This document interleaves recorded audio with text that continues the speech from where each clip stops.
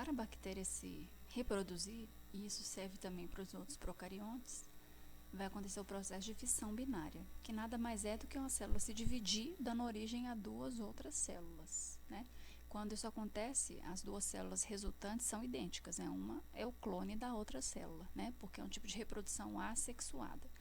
Então, não tem troca de material genético entre os organismos, então não tem variabilidade genética, né? Digamos assim. O interior de uma bactéria, como a gente já viu, é bastante simples, né? Não tem organelas, então simplesmente ela vai duplicar o seu DNA, né? Já que essa célula vai formar duas, ela tem que duplicar o DNA, né? E depois ela se alonga, como a gente vai ver aqui, ela vai sofrer um alongamento e aí vai ter uma fissão aqui, começar uma invaginação da membrana e da parede, e assim ela forma duas. Cada duas vai formar mais duas e mais duas. Então, você tem um crescimento bacteriano exponencial. Se as condições estiverem boas, temperatura, umidade, pH ótimos, esse processo pode acontecer em 20 minutos, como a gente está vendo aí nesse videozinho, né, filmando a fissão binária dessas bactérias, né? Então, a cada 20 minutos, uma bactéria forma duas, né, dois clones de si mesmo. Com isso, a quantidade de bactérias ela aumenta de forma exponencial. Mas será que é possível para uma bactéria trocar material genético com outra? É possível ter variabilidade genética mesmo com uma reprodução assexuada? Tem sim, é o que nós vamos ver agora.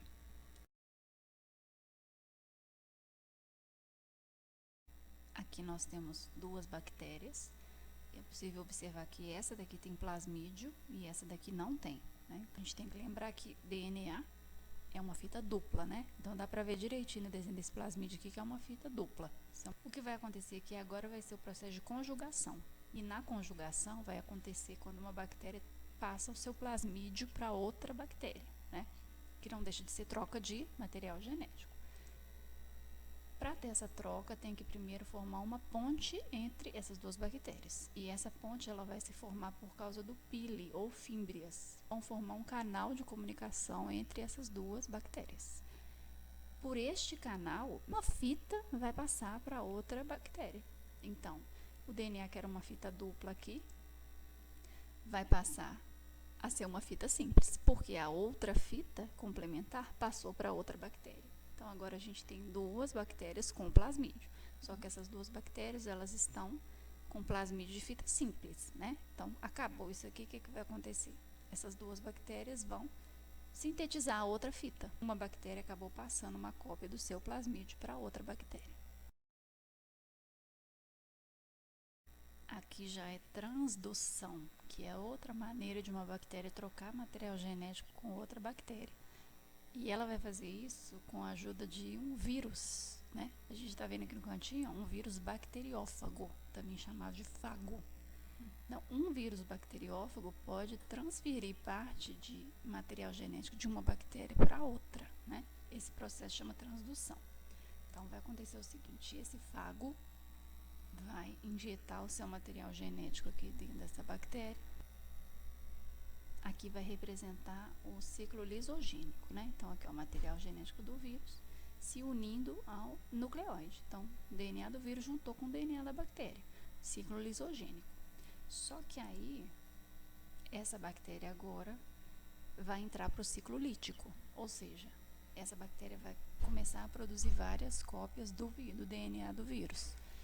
Só que na hora que esse DNA viral soltou do nucleóide para voltar para cá, para entrar no ciclo lítico, um pedacinho do DNA bacteriano veio junto, né? Então, o que vai acontecer? Essa célula agora vai entrar no ciclo lítico e sintetizar vários DNAs virais e proteínas virais para fazer novos vírus. E nesse meio, um pedacinho do DNA bacteriano acabou indo junto, né? Então, ó, essa bactéria agora, em ciclo lítico, está produzindo vários novos vírus. Esses vírus vão ser liberados e vão infectar uma nova célula. Então, essa nova bactéria vai ser infectada por um vírus produzido por aquela bactéria anterior. E aí, ó, o material genético que veio desse vírus veio com um pedacinho do nucleóide daquela outra bactéria. Então, na hora que unir os dois, o que aconteceu? Um pedacinho do DNA da bactéria de antes acabou vindo parar nessa bactéria aqui. Então, isso chama variabilidade genética.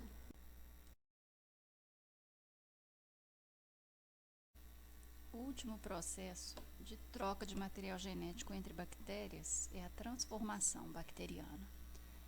Transformação é muito simples. Às vezes, quando uma bactéria morre, ela vai se romper e alguns plasmídios delas vão ficar expostos, né, no ambiente, que a bactéria se rompe e o plasmídio fica exposto.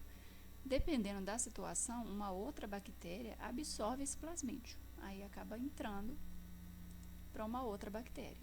É a transferência de um plasmídio de uma bactéria que morre para uma outra bactéria que acaba absorvendo esse plasmídio depois que a bactéria morreu e liberou todo o seu conteúdo intracelular no meio. Mas aí eu pergunto para vocês, qual seria a vantagem de ter variabilidade genética? Então, uma das coisas que acontece é o que eu já até citei nos vídeos com relação à resistência a antibióticos. Então, as bactérias, elas adquirem essa resistência. E como que é possível adquirir isso? Pode ser, por exemplo, por conjugação bacteriana, em que um plasmídio de resistência é passado para outra bactéria. Então, a biotecnologia, ela usufrui dessa técnica bacteriana a seu favor. Por exemplo, se eu quiser fazer a produção de alguma proteína em larga escala, como que eu vou produzir essa proteína em laboratório? Faço com que a bactéria produza essa proteína para mim, né? Então, isso acontece muito hoje em dia. O que você faz? Você constrói um plasmídio que tem o código para a produção dessa proteína e insere esse plasmídio na bactéria. Em geral, a bactéria utilizada é a Escherichia coli, que é uma bactéria muito estudada e muito utilizada na biotecnologia. Então, você faz o plasmídio, em vez de fazer a proteína, você faz o plasmídio de produção dessa proteína. A bactéria, ela absorve esse plasmídio por transformação. Então, você faz o processo de transformação em laboratório. A bactéria absorve o plasmídio de produção da proteína e começa a produzir a proteína para você. Toda vez que a bactéria divide, passa para as outras bactérias e aí você tem uma escala de produção dessa proteína. Isso acontece, por exemplo, hoje em dia com a insulina, né? A insulina é uma proteína com função hormonal que é utilizada como medicamento para alguns diabéticos, né? Para alguns tipos de diabetes. Antigamente, essa insulina que era utilizada na medicina, ela era extraída do pâncreas de animais, por exemplo, principalmente do porco, né? Porque a insulina do porco, ela é bastante aceita, ela é mais aceita pelo organismo humano. Então, você extraía a insulina do pâncreas do porco e utilizava essa insulina nos pacientes diabéticos. Hoje em dia, isso não é mais feito, né? Graças a Deus, coitado do porco.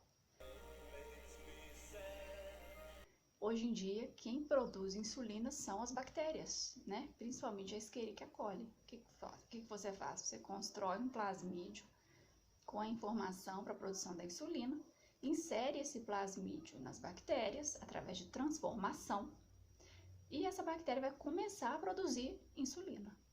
E assim você tem uma produção em larga escala de diversas proteínas utilizadas hoje em dia. A insulina é só um exemplo de como isso é utilizado.